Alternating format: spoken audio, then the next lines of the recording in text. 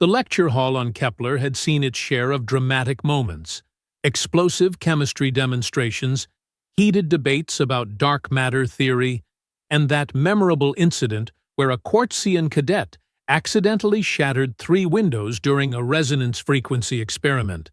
But nothing quite prepared the assembled students for Commander Drakthus's weekly masterpiece, Xenobiology and Combat Assessment, better known among the cadets as How Not to Die Horribly When You Meet Other Species. Today's topic? Humans. The Galactic Defense Academy's most notorious instructor strode into the amphitheater with the confidence of someone who'd survived 3 different wars and lived to complain about the cafeteria food. Drakthus cut an imposing figure, 8 feet of scaled muscle with 4 arms that could multitask in ways that made human drill sergeants weep with envy. His reputation preceded him like a particularly intimidating shadow, and his combat record read like a greatest hits album of interstellar conflicts. "Settle down, you pathetic excuses for future officers." His voice boomed across the tiered seating, causing a Chitik cadet to reflexively click her mandibles in alarm. "Today, we discuss the most unpredictable, most dangerous, most absolutely insane species currently loose in civilized space." The holographic display behind him flickered to life, showing the familiar blue marble of Earth rotating slowly against the star-filled void. Several non-human cadets shifted uncomfortably in their specially designed seats.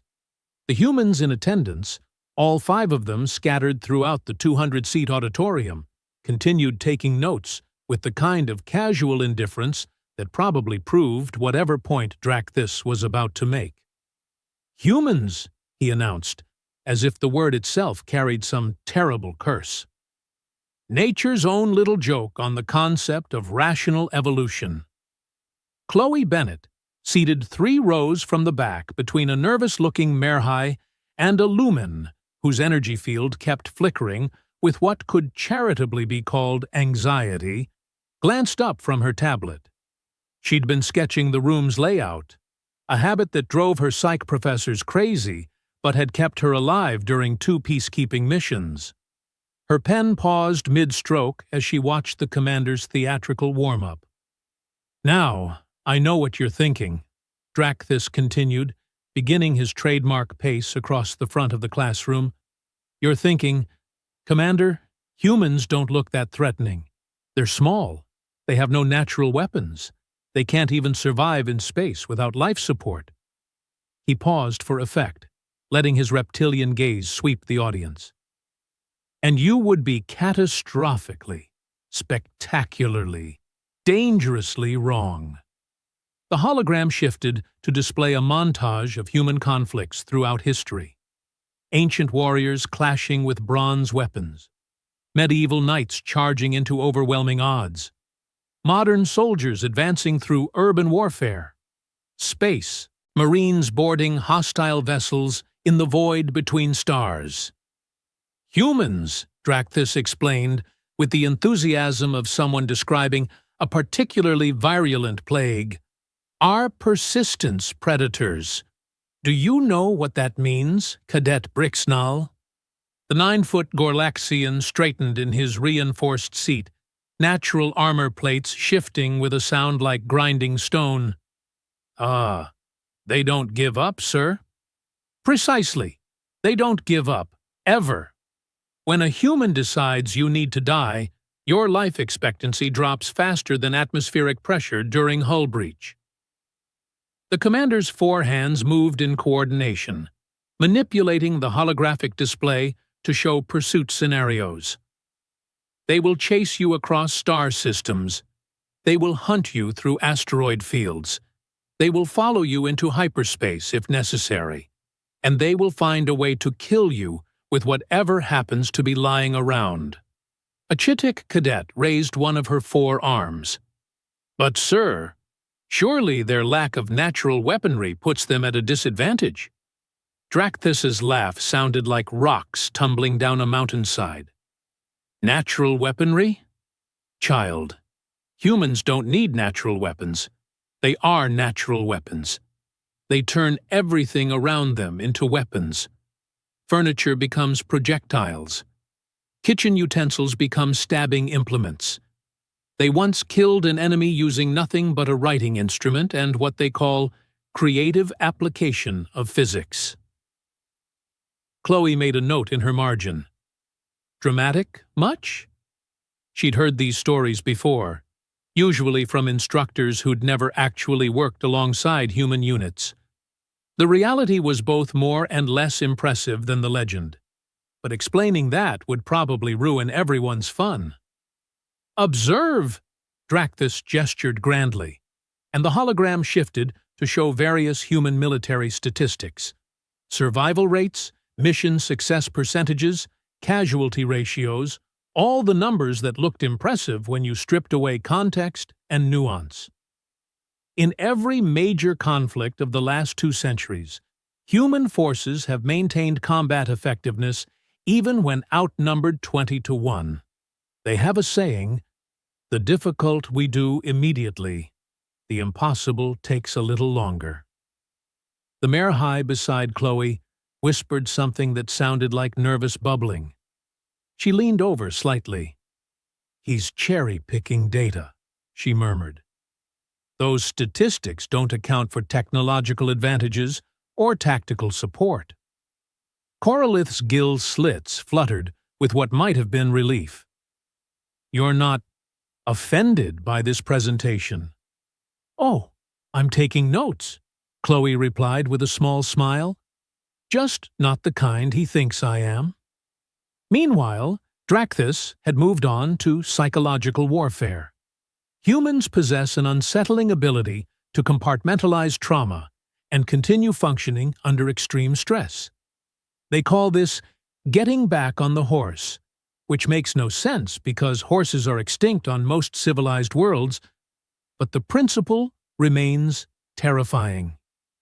The hologram now displayed brain scans, stress hormone, charts, and psychological profiles that looked more like horror movie advertisements than scientific data. They form pack bonds with other species, including former enemies, and will defend their adopted pack members with the same ferocity they show protecting their own young. This makes them simultaneously the most dangerous allies and the most lethal opponents you can encounter. Brixenal raised his hand again.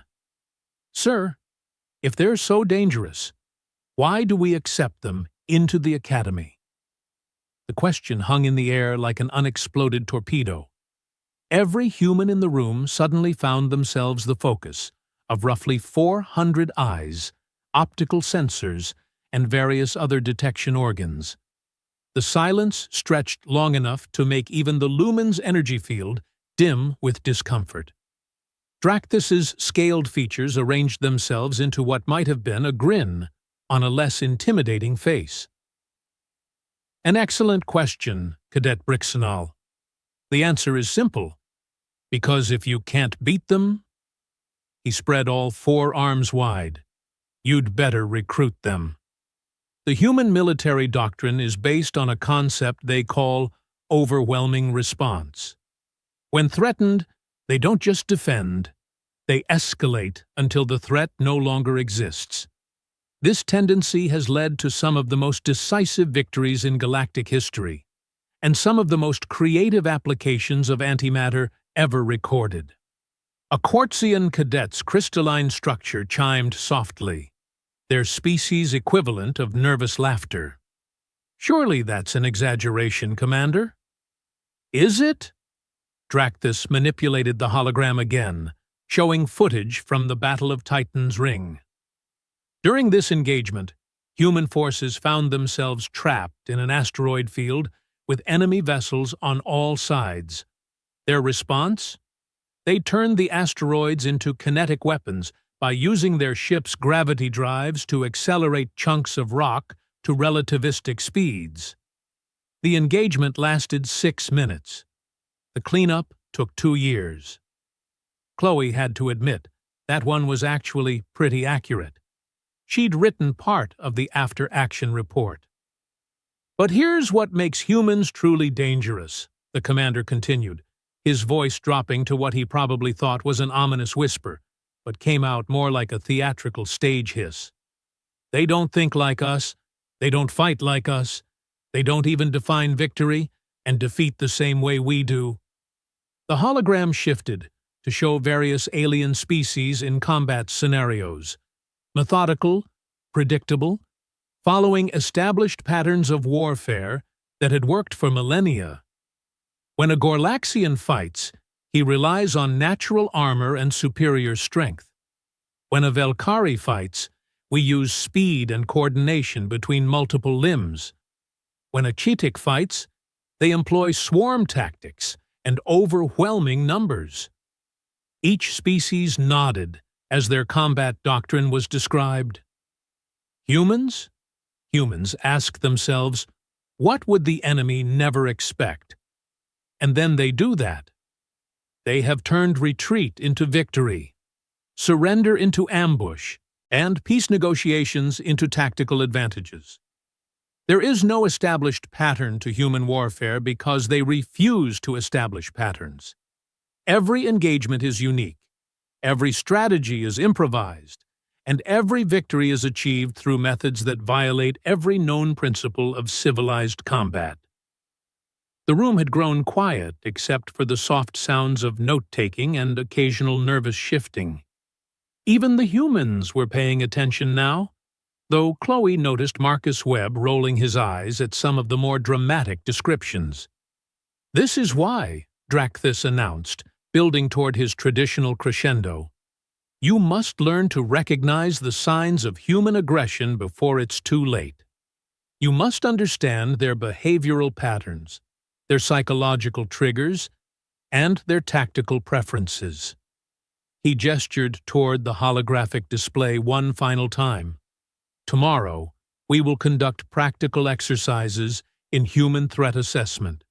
You will learn to identify dangerous humans in social situations, recognize the warning signs of impending violence, and execute proper defensive protocols." The commander's 4 hands moved in perfect coordination as he shut down the hologram and gathered his teaching materials. "Until then, I suggest you review Chapter 12 of your textbooks. Why running away is often the smartest option."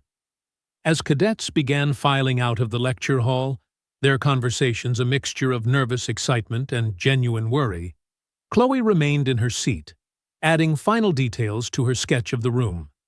She'd noted sight lines, exit routes, and optimal positions for addressing a large group.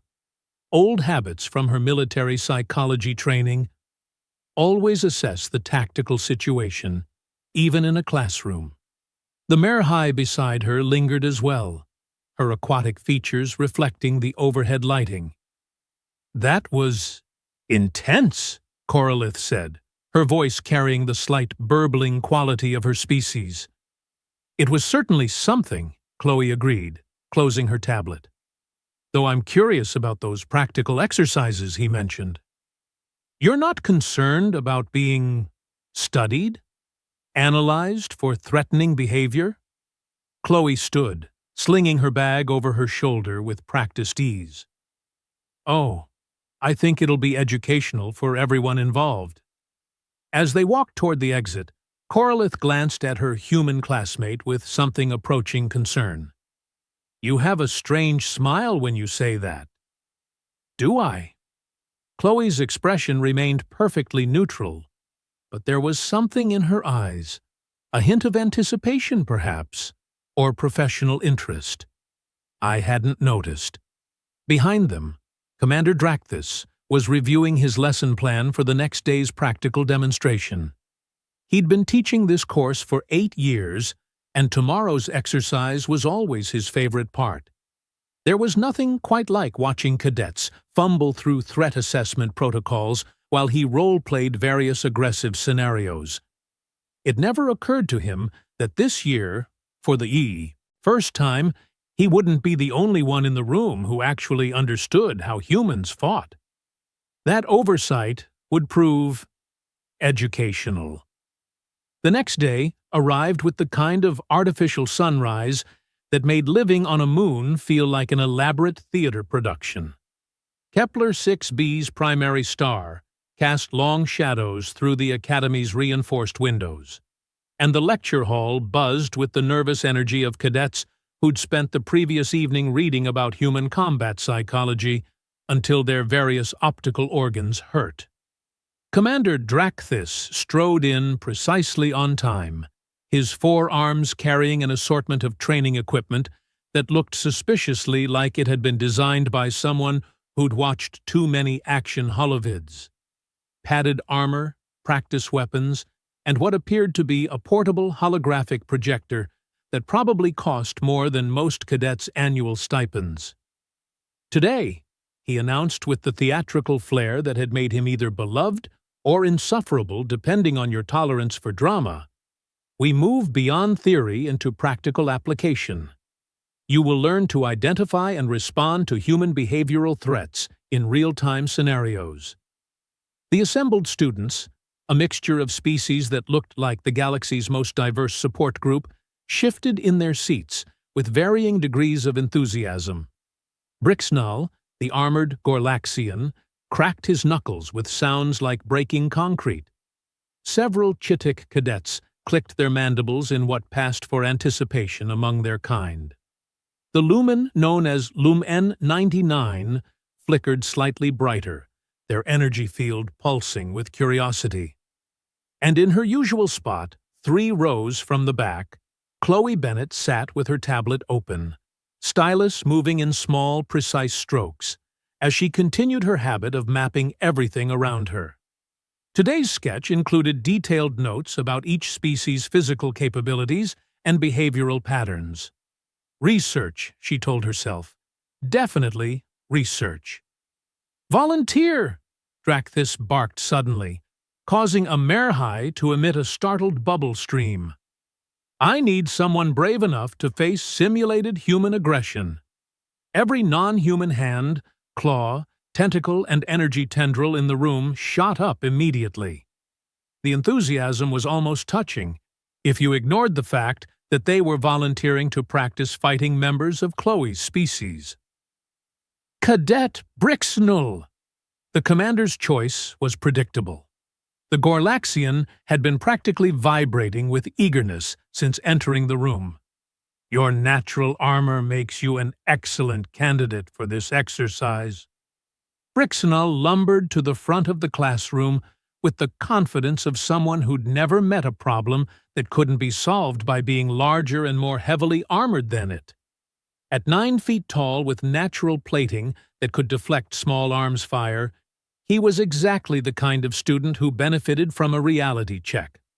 Unfortunately, today's reality check was going to be more educational than anyone anticipated. The scenario, Drakthis explained as he activated his holographic projector, is a diplomatic reception where tensions are running high. You will play the role of a security officer tasked with identifying potential human threats before they escalate to violence.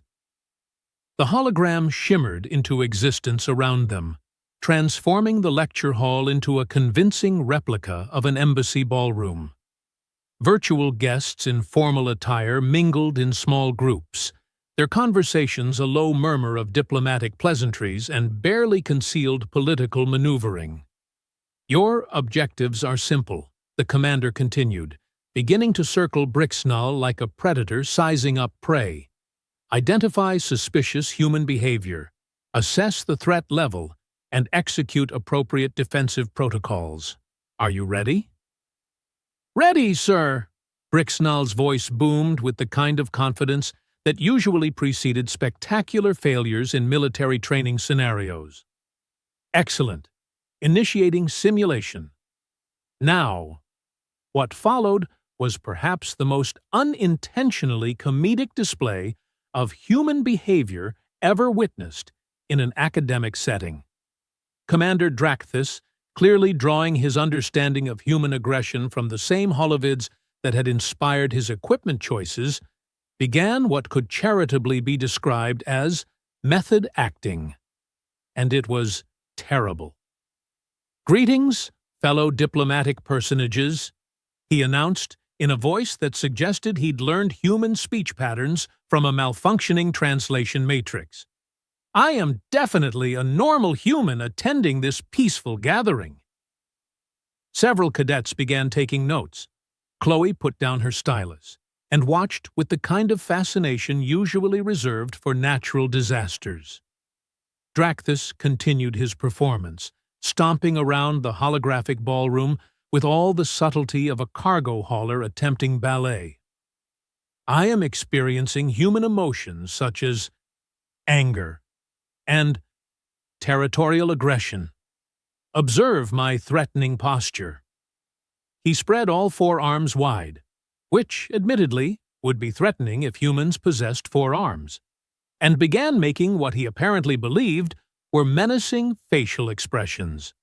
The effect was somewhere between intimidating and deeply disturbing, like watching a nature documentary about apex predators directed by someone who'd never seen an animal. "Cadet Brixnull," the commander called without breaking character, "what threatening behaviors do you observe?" The Gorlaxian studied the display with the serious attention of someone who genuinely believed this might save his life someday. "The subject is displaying aggressive body language and making direct eye contact while vocalizing threats?" "Correct. And what is your response protocol?" "Maintain defensive distance, attempt verbal de-escalation, and prepare for physical confrontation if necessary." "Outstanding! Now observe as I demonstrate escalating human aggression." What followed was a masterclass in how not to portray human behavior. Dracthus began pacing in exaggerated circles, occasionally stopping to gesture dramatically at imaginary opponents. His threatening vocalizations sounded more like someone practicing for amateur theater than genuine aggression, and his movement patterns followed the kind of predictable routine that would get any actual combatant killed within seconds. The non-human cadets watched with rapt attention, scribbling notes and occasionally murmuring to each other about classic human threat displays and typical territorial behavior. It was like watching a nature documentary where all the scientists had somehow confused humans with a completely different species. Chloe endured about 5 minutes of this performance art before her professional instincts finally overrode her sense of politeness. She raised her hand. The effect was immediate and profound. Conversation stopped mid-sentence as every eye in the room swiveled toward her with the kind of synchronized precision usually seen in military formations. The sudden silence was so complete that the hum of the room's environmental systems became audible. Commander Dracthus froze mid-gesture, one arm raised in what he'd probably intended as a menacing pose, but now looked more like someone hailing a taxi. His reptilian features arranged themselves into an expression of confusion that somehow managed to be visible across species lines. "Yes, Cadet Bennett?" His voice carried the tone of someone who'd just realized their carefully choreographed performance had hit an unexpected snag. Chloe stood with the kind of fluid, economical movement that suggested years of military training. As she rose, something about the room's atmosphere changed. A subtle shift that most of the cadets couldn't identify but definitely felt. "Sir, I was wondering if I could provide some feedback on the demonstration." The words were polite, professional, and delivered with exactly the kind of respectful tone that military academies spent years drilling into their students. But somehow, the simple act of standing had transformed the entire dynamic of the room. It wasn't anything dramatic. No sudden movements, no aggressive postures, no threatening gestures. If anything, Chloe appeared more relaxed than she had during the previous day's lecture. But every non-human in the room suddenly found themselves hyper-aware of her presence in ways they couldn't quite explain. Dracthus, caught completely off guard by the polite interruption to his carefully planned lesson, found himself nodding before his brain had fully processed the request. Yes, of course. What kind of feedback did you have in mind? Well, sir, I think your demonstration shows what humans might look like in Hollywood productions, but it's not really how we behave when we're actually being threatening. The temperature in the room seemed to drop several degrees. Not literally, the environmental systems maintained their steady output, but something in Chloe's tone carried implications that made several cadets suddenly wish they were elsewhere. I see, Drakthis said slowly, his forearms lowering to his sides. And what would you say is inaccurate about my portrayal? Chloe began walking toward the front of the classroom with the same easy confidence she'd shown when standing. Her path was direct, but not hurried, purposeful, but not aggressive. It was the kind of movement that somehow demanded attention without seeming to try. Real human threats don't announce themselves, sir. We don't pace around making dramatic gestures or vocalizing our intentions. When humans are actually dangerous. She paused at the edge of the holographic simulation, close enough to Brixnell that the massive Gorlaxian had to look down to meet her eyes. We get very, very quiet. The silence that followed her words was the kind that made everyone suddenly aware of their own heartbeats. Lum N-99's energy field dimmed to almost nothing. Coralith's gill slits fluttered nervously. Even Prismdoc's crystalline structure seemed to resonate at a lower frequency. And Brixnell, 9 feet of natural armor and predatory confidence, took an involuntary step backward. Chloe smiled. Not the warm, friendly expression she'd worn during previous interactions, but something smaller and far more unsettling. Would you like me to show you what I mean? Commander Drakthis found himself in the peculiar position of having completely lost control of his own classroom without anyone raising their voice or making any overtly threatening gestures.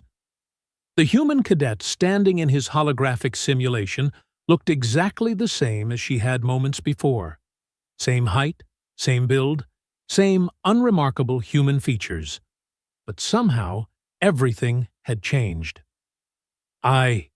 He began, then stopped, as his instructor instincts warred with a sudden, inexplicable conviction that agreeing to this demonstration might be the worst decision he'd made since volunteering for combat duty in the Proxima Nebula. It would be educational, Chloe added helpfully. The word educational had never sounded quite so ominous before. Around the room, 200 cadets held their collective breath as they waited to see whether their instructor would accept the challenge from the small human who had somehow managed to become the most dangerous thing in the room without moving more than 20 feet. Commander Drakthis, veteran of 3 wars and survivor of more combat engagements than most cadets would see in their entire careers, looked into Chloe Bennett's calm, professional eyes and realized he was about to receive an education he hadn't planned on. "Very well, Cadet Bennett," he said, his voice carrying only the slightest tremor. "Please proceed with your demonstration." As Chloe's smile widened just a fraction, every non-human in the room simultaneously understood why their species had developed such elaborate protocols for dealing with humanity. They were about to learn that all those protocols were inadequate. The holographic ballroom seemed suddenly smaller with Chloe standing at its center. She moved with deliberate calm toward Brixnell, who, despite his impressive size and natural armor, appeared to be reconsidering every life choice that had led him to this moment. "The first thing you need to understand," Chloe began, her voice carrying the kind of casual authority that turned statements into lectures without any change in volume, "is that real human assessment doesn't happen like a performance. It happens in the background, constantly, while we're doing other things?" She gestured toward the holographic crowd around them. Commander Drakthus's demonstration assumes humans telegraph their intentions. But when we're actually evaluating threats, you won't know we're doing it. Brixnell shifted his weight, a movement that would have been insignificant under normal circumstances, but now seemed to echo through the silent room. "But surely there are observable behaviors." "Oh, absolutely," Chloe interrupted, with that same unsettling smile. "For instance, I've been cataloging everyone in this room since I walked in yesterday. Would you like me to share my observations?" The question hung in the air like an unexploded ordnance. Around the amphitheater, 200 cadets suddenly felt very exposed. "When I first entered this classroom," she continued without waiting for an answer, "I noted 3 exit routes, identified which seats offered the best tactical positioning, and began compiling psychological profiles on my classmates based on their species' documented behavioral patterns." She turned slowly, her gaze sweeping across the assembled students. Chitik respond to swarm coordination, so Cathara automatically positions herself where she can see the maximum number of her classmates. Gorlaxians rely on physical intimidation, which is why Brixnell chose a seat in the front row, where his size would be most noticeable. Merhai prefer tactical observation, explaining Corallith's preference for elevated seating with clear sight lines. Each species mentioned seemed to shrink slightly, as their basic instincts were dissected with clinical precision. Lumens avoid energy interference, so Lumien 99 maintains specific distances from electronic equipment. Quartzians require harmonic stability, which is why Prismdoc sits in corners where architectural acoustics are most predictable. Commander Drakthus found his voice. "And the humans?" "Marcus sits near the back left, because it's closest to the auxiliary exit. Military engineers always plan escape routes. Danny chose her position based on optimal angles for observing instructor movement patterns. Tactical specialists never stop analyzing." "And you?" Chloe's expression didn't change, but something in her posture suggested amusement. "I sit where I can see everyone else without appearing to watch them. Psychology 101. The admission sent a collective chill through the room. Every cadet suddenly remembered interactions with their human classmates, wondering what had been observed, catalogued, and filed away for future reference. "This brings us to Lesson 2, Chloe continued, turning back to Brixnell. "Humans don't just assess current threats, we anticipate future ones. Brixnell, may I use you for a practical demonstration?"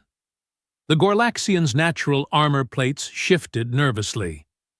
"I suppose? Excellent. What I'm about to do is a basic human threat assessment. I'll explain each step as I perform it, so everyone can understand the process."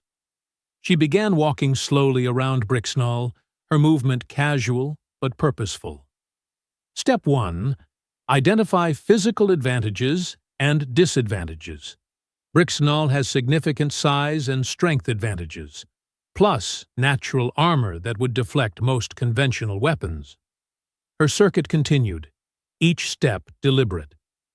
However, his armor has flexibility joints at the shoulders, hips, and neck, necessary for movement but representing structural weak points.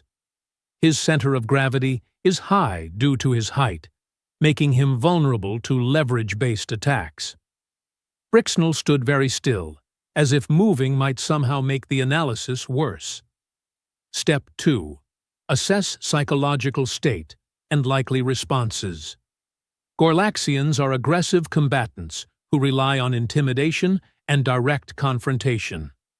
When threatened, Brixnell will likely attempt to use his size advantage through grappling or charging attacks.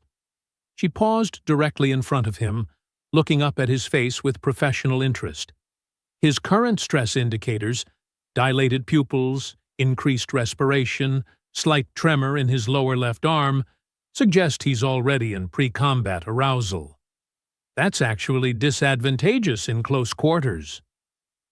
How is increased combat readiness disadvantageous? Cathara's voice carried the clicking undertones that indicated confused agitation among her species. Because adrenaline decreases fine motor control and reduces tactical flexibility, an opponent in combat arousal becomes predictable. Chloe stepped to Brixenal's left side. Step 3. Environmental assessment. This room has multiple potential weapons: chairs that could serve as clubs or shields, electronic equipment that could be improvised into projectiles, and a holographic projector with exposed power conduits. She gestured toward various objects around the room, and suddenly every piece of furniture looked vaguely sinister. The flooring provides good traction for lateral movement, but might be slippery for species with different locomotion systems. The ceiling height allows for vertical maneuvering if necessary, and the tiered seating creates multiple elevation advantages. Commander Drakthis watched this casual inventory of his classroom's lethal potential with growing unease. Cadet Bennett, exactly what kind of training have you received? Standard military psychology certification, sir. This is basic situational awareness that any human soldier learns in week 3 of combat training. The implications of that statement settled over the room like a heavy blanket. If this was basic training, what did advanced human military doctrine look like? Step 4, Chloe continued, is tactical planning. Based on my assessment, engaging Brixenal in direct combat would be inadvisable due to his physical advantages. However, humans rarely engage in direct combat when alternatives exist. She moved to his right side, her position shifting with fluid precision. Option 1. Use his high center of gravity against him. A low tackle or leg sweep would likely succeed, especially if combined with his current psychological state. Brixenal's breathing became noticeably more labored. Option 2. Exploit armor joint vulnerabilities. Gorlaxian plate armor is impressive, but creates blind spots during movement. A strike to the shoulder joint would limit his combat effectiveness significantly. Option 3. Environmental advantages. The classroom's layout favors mobility over strength. I could use elevation, furniture obstacles, and confined spaces to negate his size advantage. She completed her circuit and stood facing him again. Of course, the optimal strategy would be to avoid physical confrontation entirely through psychological manipulation. What kind of psychological manipulation? The question came from Lumien 99, whose energy field was now barely visible. Well, for example, everything I just described has likely increased Brixenal's stress levels to the point where his combat effectiveness is actually lower than when we started. He's been standing in a ready position for the last 3 minutes, which is exhausting for someone his size. His breathing is shallow, his muscles are tense, and he's focused so intently on potential threats that he's developed tunnel vision. Every word was delivered with the same calm, educational tone, as if she were discussing weather patterns instead of psychological warfare. More importantly, by demonstrating that I've analyzed his capabilities in detail, I've introduced doubt into his tactical confidence. He's now wondering what else I've observed, what other plans I might have, and whether his usual combat strategies would be effective. Brixenal's massive frame seemed to deflate slightly as each psychological tactic was explained. The beauty of this approach, Chloe added, with what was definitely not a reassuring smile, is that it works on any species. Fear and uncertainty are universal concepts. The room had grown so quiet that the ambient hum of life support systems sounded like rushing wind. Every cadet sat frozen, suddenly aware that they'd been receiving a masterclass in applied psychological warfare disguised as an educational demonstration. Commander Drakthis realized he needed to regain control of the situation before his classroom became a therapy session for traumatized students. That's very informative, Cadet Bennett. But surely actual combat involves more than psychological manipulation. Oh, absolutely, sir. Would you like me to demonstrate the physical applications? The question was asked with the same polite professionalism that had characterized her entire presentation, but something in the way she said it made every instructor instinct Drakthis possessed scream warnings. I think that might be. It would be very educational, she interrupted gently.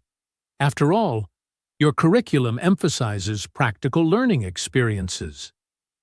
Drakthis found himself trapped by his own teaching philosophy. He'd spent years emphasizing hands-on learning, practical demonstrations, and real-world applications. Declining now would undermine everything he'd built his reputation on. Very well, he said, his forearms spreading in a gesture that was probably meant to look confident, but came across more like someone preparing for impact. But we'll keep it to basic defensive techniques. Chloe's smile widened just enough to be noticeable.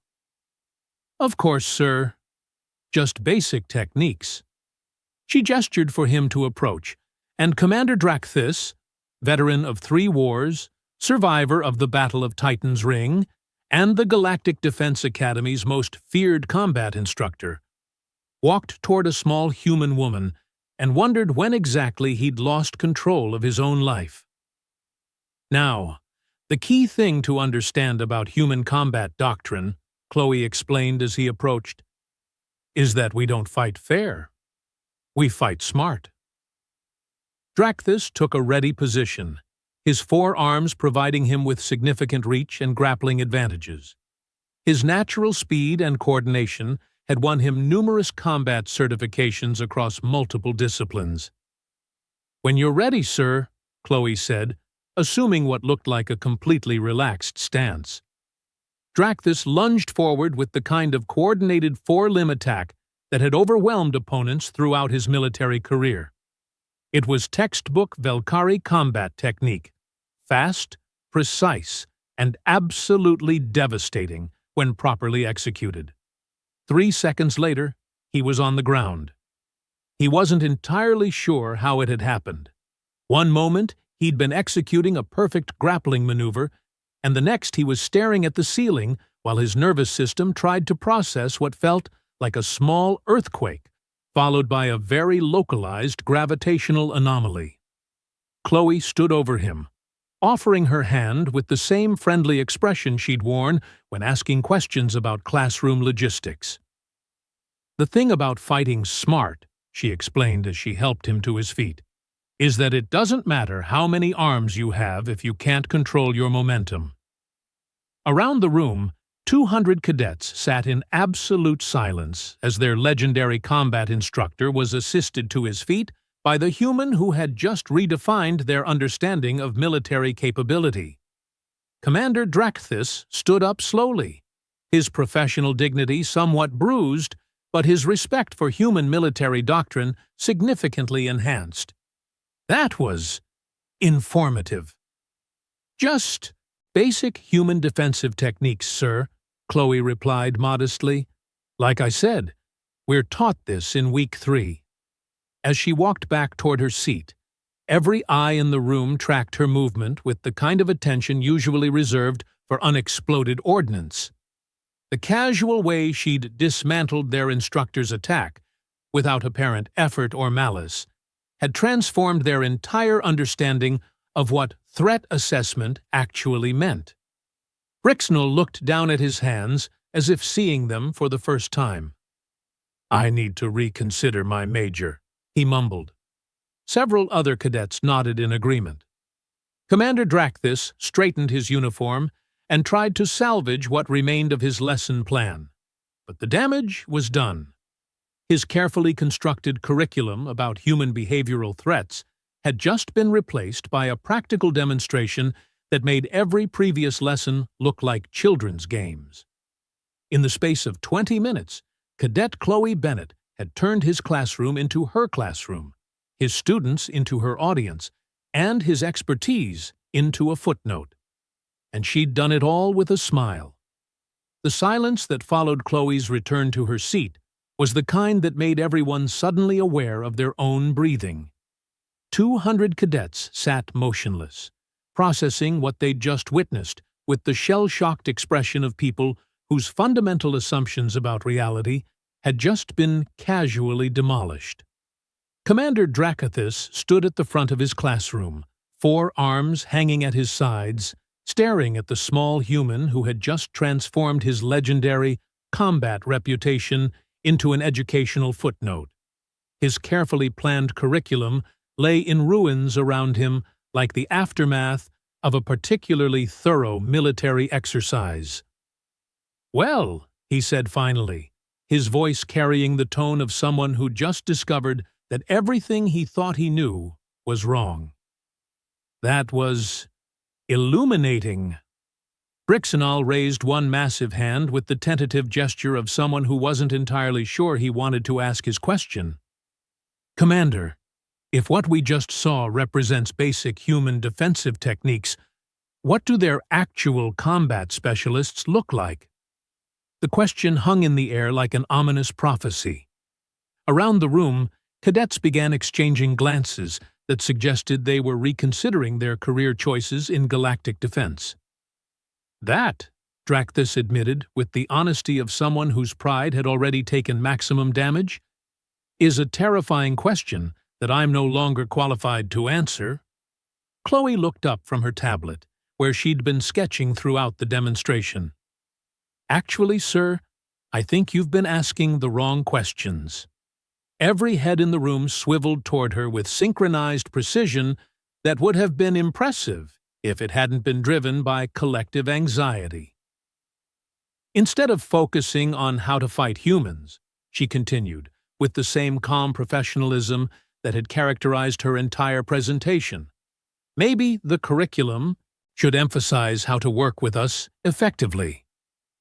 Keth Ara's mandibles clicked nervously. "What do you mean?" "Well, everything Commander Dracathis taught you about human capabilities is essentially accurate.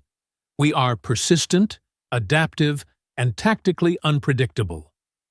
But those same traits that make us dangerous enemies also make us extremely effective allies." She stood again, and this time the room's reaction was notably different. Instead of the predatory stillness that had accompanied her previous demonstrations, her movement now carried a different quality: less threat assessment, more invitation to dialogue. "The human military doctrine you've been learning about isn't designed for conquest or intimidation. It's designed for protection. Everything I just showed you, the situational awareness, the tactical planning, the psychological analysis, those skills exist because humans will do anything to protect the people we consider part of our pack." Coralith's gill slits fluttered with cautious curiosity. Pack? Family? Friends? Allies? Fellow soldiers? The specific relationship doesn't matter.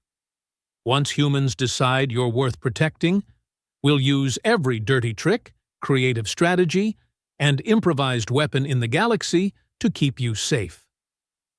The atmosphere in the room began to shift as cadets processed this perspective. Fear was slowly being replaced by something approaching fascination. "The Battle of Titan's Ring that Commander Dracathis mentioned earlier," Chloe gestured toward the holographic display that still showed fragments of the previous day's lesson. "Human forces didn't turn asteroids into kinetic weapons because they enjoyed destruction. They did it because 3 Allied vessels with mixed-species crews were trapped in that field, and the human commanders decided those crews were worth saving." Lum N-99's energy field brightened slightly. The entire engagement was a rescue operation. Every human military action is ultimately about protecting something, Chloe confirmed. We don't fight because we like violence. We fight because we're very, very good at it, and sometimes that's what protection requires. Commander Drakthus found himself nodding slowly as pieces of a larger puzzle began falling into place. The psychological profiles, the tactical assessments, the constant vigilance. It's all defensive in nature. Exactly. When I analyzed everyone in this room, I wasn't planning attacks. I was identifying potential threats to my classmates and figuring out how to neutralize them if necessary. Brixenel's armored plates shifted as he straightened. You were protecting us? From day one, Chloe confirmed with a smile that was genuinely warm for the first time since her demonstration began. It's what humans do. We can't help ourselves. The admission sparked a wave of whispered conversations throughout the amphitheater as cadets began recontextualizing every interaction they'd had with their human classmates. This brings me to my real point, Chloe continued, raising her voice slightly to regain attention. Commander Drakthus, your curriculum treats humans like a problem to be solved, rather than allies to be understood. But the galaxy's security challenges aren't going to be resolved through better threat assessment protocols. She gestured toward the diverse assembly of species around them. They're going to be solved through cooperation between species who understand each other's strengths and trust each other's motivations. Drakthus considered this, his reptilian features arranging themselves into an expression of thoughtful concentration. What would you suggest? Joint training exercises, mixed species tactical planning sessions, cooperative problem-solving scenarios. Chloe's voice carried the enthusiasm of someone discussing a fascinating research project. Instead of teaching aliens how to fight humans, teach everyone how to fight alongside humans. The suggestion sparked immediate interest throughout the room. Cadets began sitting up straighter, their body language shifting from defensive anxiety to engaged curiosity. And, Chloe added, with a mischievous glint in her eyes, full disclosure, I'm not actually a standard military cadet. The room went silent again, but this time with anticipation rather than fear. I'm a military psychologist specializing in interspecies cooperation. My assignment here is to study how different species perceive human capabilities and develop training protocols that improve joint operational effectiveness. Commander Drakthus stared at her for a long moment, then began to laugh, a sound like grinding stone that somehow managed to convey genuine amusement rather than menace. You've been conducting research on us this entire time. From day one, she confirmed cheerfully. Though I have to admit, your theatrical teaching style provided more data than I expected. And your recommendations? Scrap the current curriculum. Replace human threat assessment with interspecies tactical cooperation. Focus on building trust and understanding rather than fear and defensive protocols. She looked around the room at faces that had transformed from anxiety to genuine interest. The most dangerous thing about humans isn't our capacity for violence. It's our ability to turn former enemies into family. Once we decide you're worth protecting, we'll move mountains to keep you safe. And how do we earn that protection? Prism Doc's crystalline voice carried harmonics of genuine curiosity. Chloe's smile was radiant. Just ask. Humans have never been particularly good at saying no to people who need help. As cadets began filing out of the lecture hall, their conversations buzzing with new possibilities rather than fearful speculation, Commander Drakthus approached Chloe's desk. Your research, he said, extending one of his forehands in the Velkari gesture of professional respect. When will you publish your findings? Actually, Chloe replied, accepting the gesture with both hands in the human tradition, I was hoping you might consider co-authoring the paper. Your insights into alien psychology would be invaluable. As they shook hands, a simple gesture that somehow represented the beginning of something entirely new, cadets throughout the room began approaching their human classmates with questions about cooperation rather than concerns about threat assessment. The Galactic Defense Academy's most notorious course had just become its most hopeful.